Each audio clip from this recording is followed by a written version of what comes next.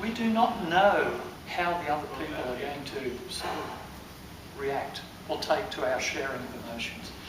Yet really it's only through sharing emotions that we establish bonds with other people. The deepest human connections are when we are able to share a deep emotional bond with somebody else. Linda, I want to congratulate you on your latest book.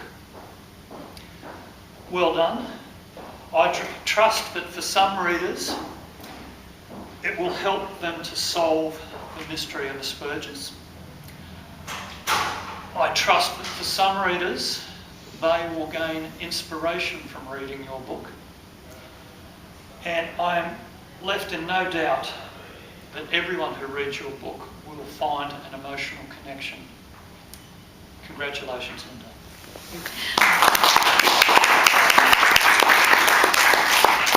Thank you, John, and thank you everyone for coming. And he's absolutely right, because this is the book I didn't want to write. It's the life I didn't want to live. It's the life I didn't order. When I put the order in, it wasn't the one I'd worked for and planned. And we all know what that's like.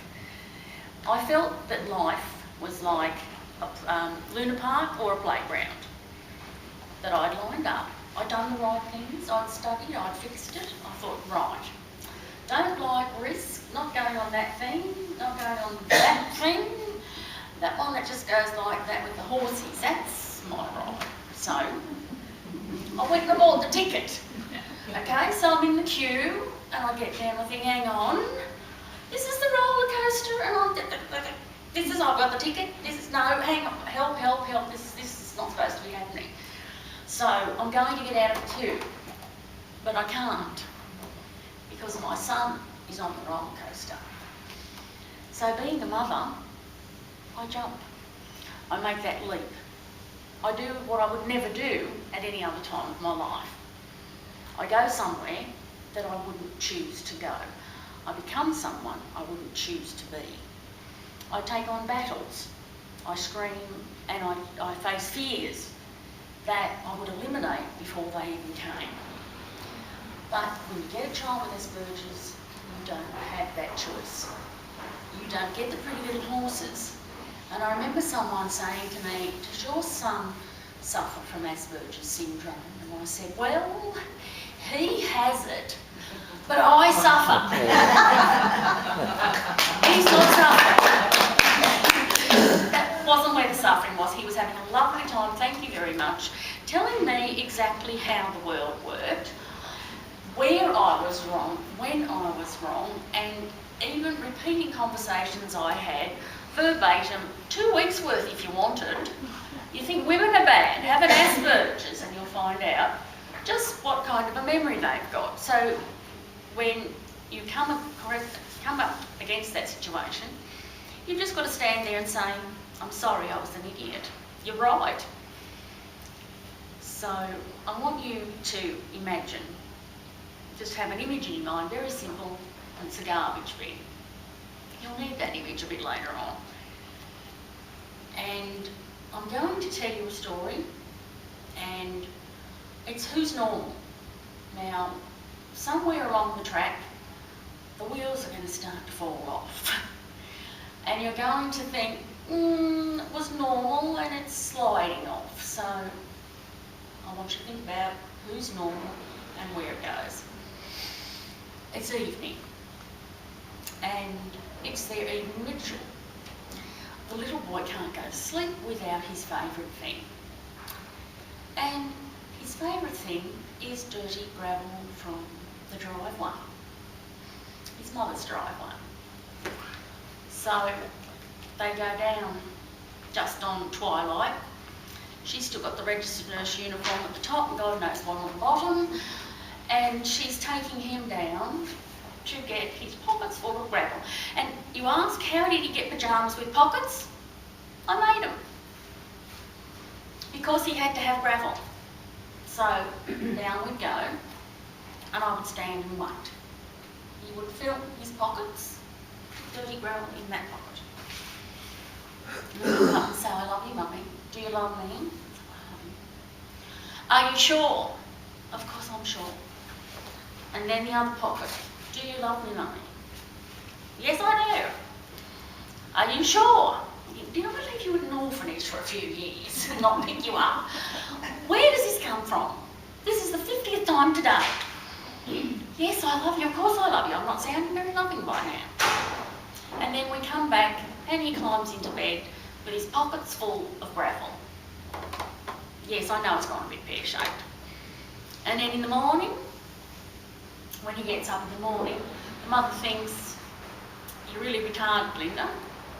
You're allowing your child to sleep with filthy gravel. So I thought, well, I shall have to try and work something out. So I'd say, you've got to take good care of your gravel, Josh. You're going to have to get it out of the bed. So there we are in the morning with the brush on the shoulder, because I'm thinking there's got to be consequences to gravel, or how am I going to get him? So he's got to sweep it up.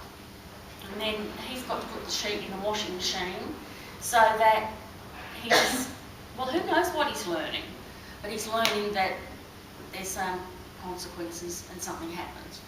So it wasn't until he woke up one morning and he had a sore on his hip, and he came out to me and he showed it to me, and I said, I think your gravel's turned on you. I said, what about Lego? So he transferred it then to green stones and saved all his pocket money for green stones. And then we go down the street, and I had to make, I'm a sewer, so he's got very big pockets. So as we go down the street, and anyone who knows me knows that I'm not slow, I can't be slow. And he's going so slow, and then it's, oh yeah, trousers got to come back up, and we go, and people are watching, thinking, I know what they're thinking. No child is ever stupid. They're thinking, what sort of a mother does that? The sort of a mother who wants sleep, basically. You pick your battles. So he went on to other obsessions, and they were manageable. But there was one time that I had to go to the doctor's office, and I got this feeling of someone looking at me. Oh, I've had it all my life. There's my best friend from school over there, she'll tell you. I got a few strange looks at times. So I was very indifferent to that. That's cool. So I'm in the doctor's surgery, and there's a woman there with her child, I'm there with mine, and he's doing it gravel. And this little boy comes over to me, and he's just dribbled and spat and chucked up on his monkey, and he throws it at me. And the mother says, oh, I'm sorry, that's his favourite thing, he won't leave the house without it. And I'm thinking, yeah, get your manky monkey away. and she's looking at me, and she says, oh, does your boy have a favourite thing? Like, yes, he has gravel. So she got her son and she pulled him over that side and sat him down next to him like that. Keeping away from the funny lady. So, what's normal? We have to redefine where our parameters are. I know in school we had something that was N+1, and I've got nothing else to give you on that because that's all I remember. But it's a good description of Asperger's. It's normal, +1. I thought of it as -1 billion while I was in that stage, while I was bent in half, saying, I can't do this. And I hit rock bottom. And every mother does. But to be confused and not know what to do for your child is a whole new thing.